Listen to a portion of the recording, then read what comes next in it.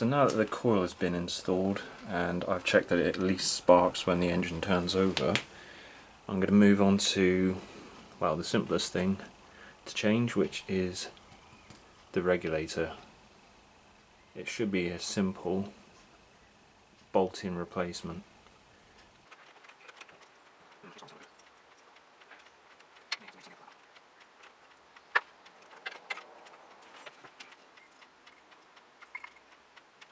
And this is the original Bosch. That is 242 grams.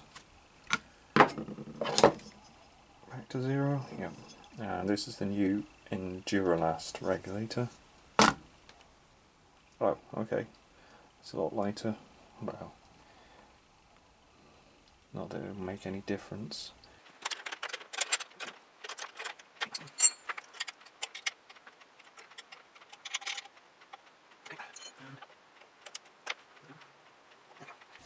And that's that regulator on. Next thing, I'm not really sure how to test this right now without the engine running, so I'm going to assume that it works, and we'll double check that after I've changed the diode board in there. Now that the negative terminal is not connected to anything, there's no risk of shorting anything on the bike because there's no return path back to the battery.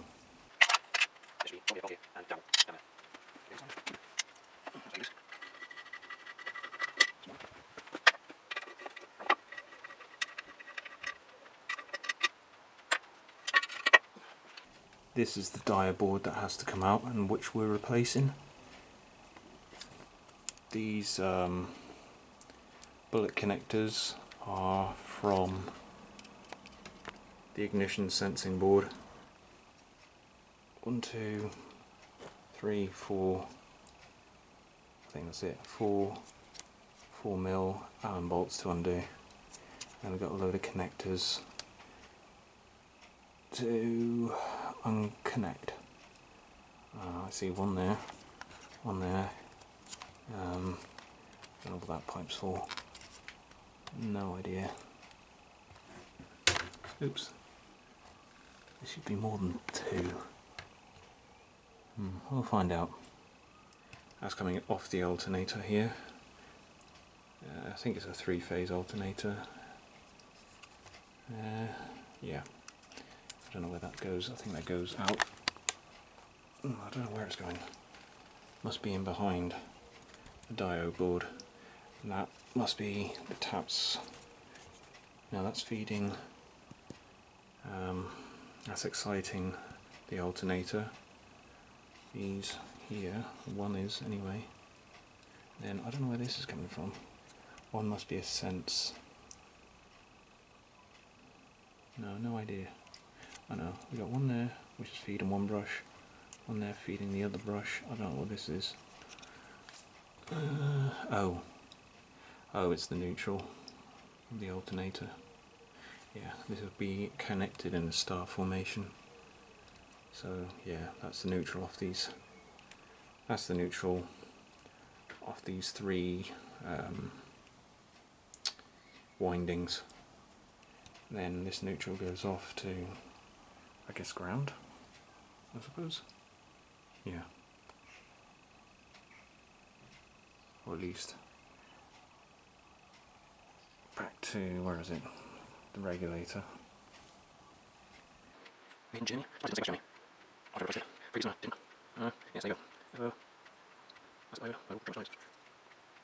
So I've got the diode board out, and that's what's underneath. Just empty space with some plugs. There's this one, it's a blue wire, I think. Might be a blue and something else. Blue and black, perhaps. But that comes into the back of that. This is a big plug which goes into the back, and that's coming off the alternator, the 3 windings, and then there with the, oh, where's it gone? This neutral and that one there, which I presume is the rectified output, which goes off to the regulator. That's what I'm presuming.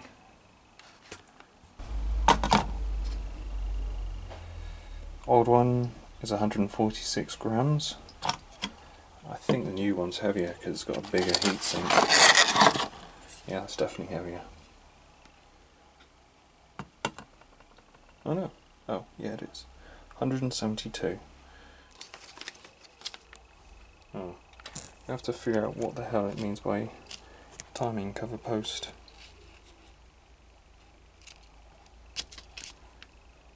D minus, D minus. Huh. Okay. Not sure what that means. Earth ground, yeah. I would have thought it had gone through the frame. I mean the engine. This says off to the timing cover post. Just really looking at the diagram, I've noticed this red wire is for the starter solenoid. Not entirely sure why.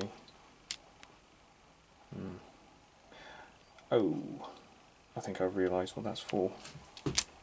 Yeah, this is for charging the battery back up, because one part of the battery, yeah, there's a positive lead that comes off the battery that goes to that starter solenoid, and this presumably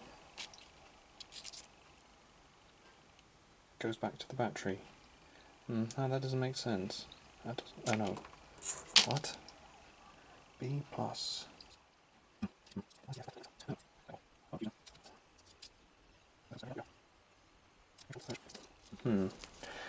Anyway, as for these, I do not see where the hell they go. Timing cover post.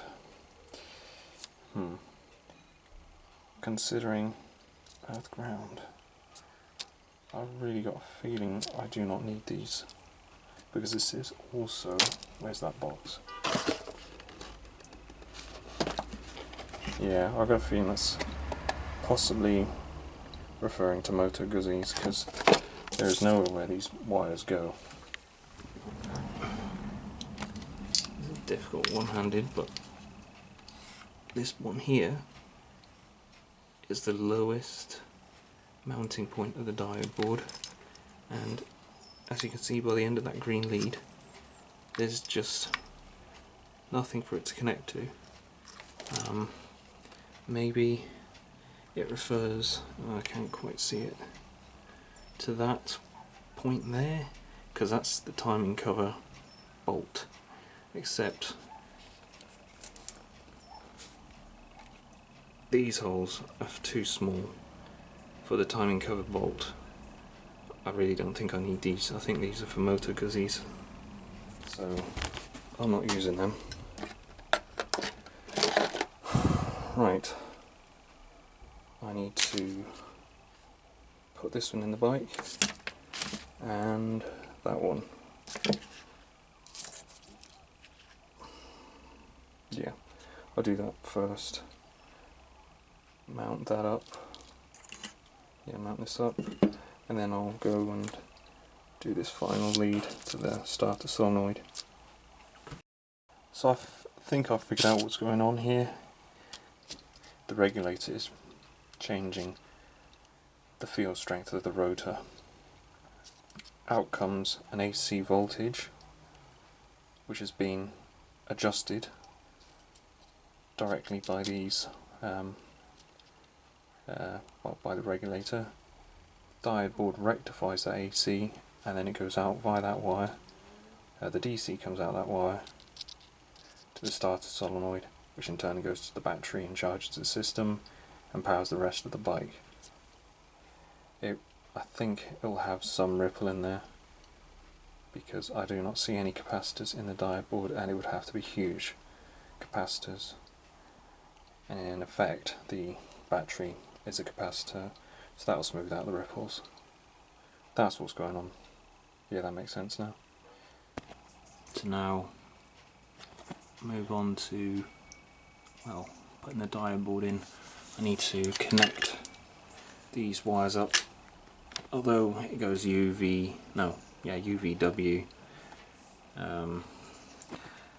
and there's a UVW on there. I don't think it actually really matters which order it goes in, but I'll do it because it says in the book, well, the instruction says to, but I think it's indicated by those black leads that the order doesn't really matter. Yeah, it's the neutral. This is the positive output, which goes to the starter solenoid and in turn to the battery. This one here is coming off the voltage regulator. Well, it goes to the voltage regulator actually. These two here are coming off the voltage regulator through some brushes onto these slip rings, which in turn changes the field strength of the rotor, and that's how voltage is, well, regulated, changing the field strength in the rotor. With a permanent magnet alternator you have to do things differently. I think you have to regulate after it's been rectified. So although I've put this cable in, I'm going to take it out, because if you look where it rides, this is aluminium here, there's just this thin sheathing, this is live off the diode board, and it just takes a nick for it to start arcing off that. No, I'm getting rid of it. The old one has a lot more armouring on it, and it will connect up to that post. So I've changed the cable back to the original one. You can see where it rides, there's an extra bit of armouring on this cable, and well, although there was no signs of abrasion on it, it just makes me feel a lot more comfortable with a high current wire being that close to an earth. And you can see that plug connects up fine to the diode board. Now I've got to move on to connect up the alternator to the diode board. Before I fire up the bike, I'll connect up the battery, turn the ignition on, and see if the smoke stays in the wires and all the electronics. Then I'll put some fuel in the bike and get this thing running and see what the voltages are like. There we go. Alternator and its three legs are connected up to the diode board.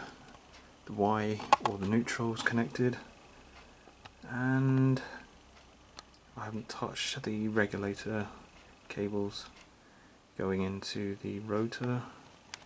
We've got the 12 volt, well, the positive output of the diode board connected to the starter motor or the starter solenoid, which in turn via that other cable runs, where is it, up through the top of the engine, and you can see in the background there off towards the battery. It's a bit hidden, but yeah, so theoretically that should all work. We've got the regulator connected up. I won't put the tank on because I may need to trim that, but we'll see. Should be okay. Before I start, I've connected up the battery, plugged in two probes for the voltmeter, and it's at 12.87. I'm going to turn the key, ignition key, whilst that's looking. No problem there. Lights come on. No smoke. All looking good so far.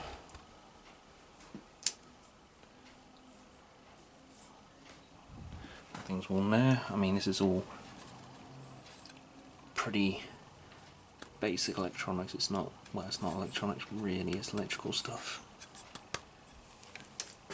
Maybe that's electronics. But nothing's hot, which is always good. That's dropping because I've got the light on. Let's turn off the light. Yeah, it's recovering. Okay. Yep, it's recovering. What's next? I guess that's on. Let's see.